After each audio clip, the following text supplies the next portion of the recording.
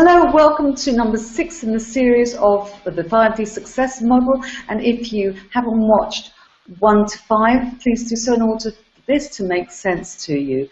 This is about the searcher mindset.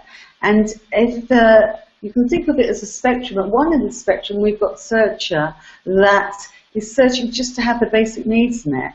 And that would be shelter, water, food and so on. Once those basic needs are met, the searcher can move along the spectrum to search for having more of other things, more than what they have, more than what they know. And that might be more control, more passion, more power, more of anything, more laughter in their life. Can be possessions, can be more gadgets and clothes. Regardless, those needs must be satisfied, or the searcher comes to the realization that those things have now become meaningless to them, and in which case they've flipped over to the seeker role, seeking the truth of who they are and what it's all about. And therefore, at the opposite end of the spectrum, you have that ultimate truth. That's the point of realization, self-awareness, complete self-awareness, and an awakening occurs at that point when you see yourself and everything around you for the truth. And this is a point of authenticity, an absolute point of authenticity. It can only come about through increasing your self-awareness. These days it's becoming quicker and easier for people to reach this space, this state, I call it. And it's a powerful state to be in, because it's where the heart is open and aligned with the soul mind, or whatever you want to call it, the God mind, and it comes through self-love.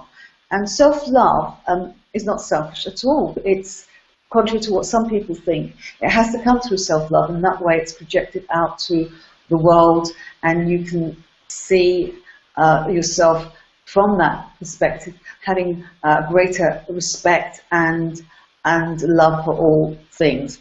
So this puts you in a completely different plane altogether, and allows you to attract anything that you want in your life if it serves your highest good. How do you get into that mindset?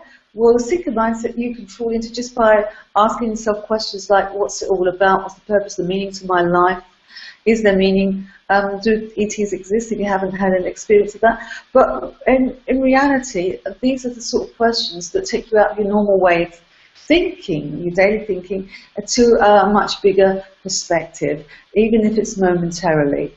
You can arrive at the seeker mindset by pursuing goals, dreams, ambitions, and then having arrived at the destination with the new car, thinking to yourself, or whatever it might be, so you know, I should be feeling really pleased and fulfilled and satisfied, but I'm not, I'm feeling empty. And that's when you know you're in the seeker's path. You can arrive on that path when you've had a shift in your life circumstances, when someone close to you has died, or close pet is no longer there, something that's no longer there, someone is no longer there. When a relationship ends, when you've been made redundant after years of loyal service, when your children leave home and you're on your own.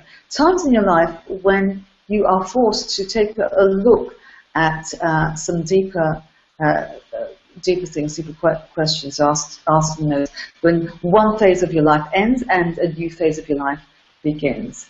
So the seeker is someone who takes some bold actions. They're prepared to, and they have to, look at their life, their past, the baggage that they may have brought in with them into this life. And that's important, because you don't want to be carrying baggage with you on this journey. You need to drop that, including the ego, including the pride, because that doesn't serve you on the seeker's journey.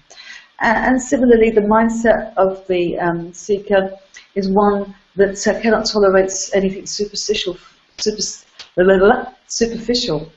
too long. They can't tolerate that, because they are on the journey of authenticity, and there's something more real, more genuine, more powerful, and consequently, this will propel them in the direction of contemplation and introspection. And these are practices that you can't engage with. You can't just entertain those if you're stuck in the extremes of the other mindsets, if you're stuck in the sufferer, searcher, or soldier mindset. And so you have to get unstuck before you can get onto the seeker's journey. So getting onto the seeker's journey, there are a number of ways, and when you're on it, it can be lonely because you have to take it on your own. You can't bring someone along with you. They can't take it for you because it's your journey, not theirs. It's one that you have to take in blind faith, each stepping stone along the way, not even knowing what the destination is, but trusting that there is one. It requires courage because you may feel pressurized by society or others to stay within the flock and not go outside.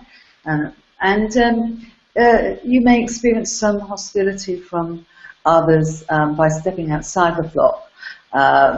This may come in the form of remarks such as, why are you doing this? Why are you behaving in that way? What's got into you? Why can't you be normal like the rest of us? Things like that, remarks like that, which can be quite hurtful, and you can feel alienated in that way because they are wanting to protect you because they are fearful for you.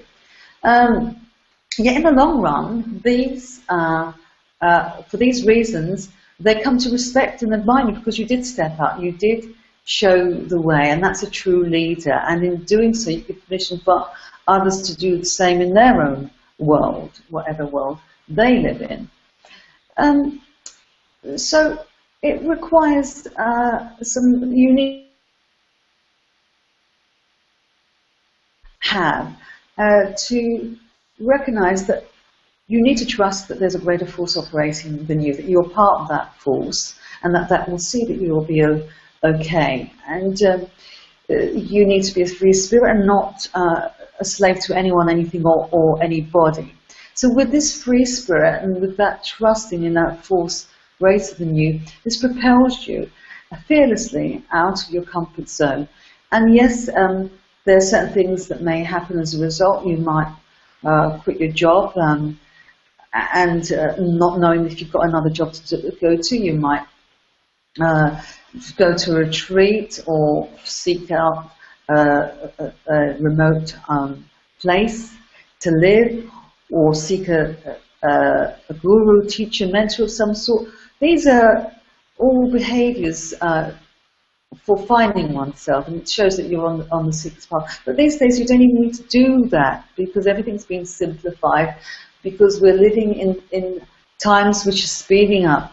And consequently, in summary, what you have at one end of the spectrum is the searcher that does in order to have.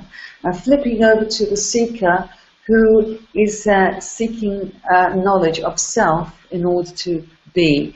And the ultimate destination is that place of knowing who you truly are, the authentic you, where your heart and mind is aligned with that soul mind, the universal mind, and you just know your soul's purpose, and you're able to express it in its fullest.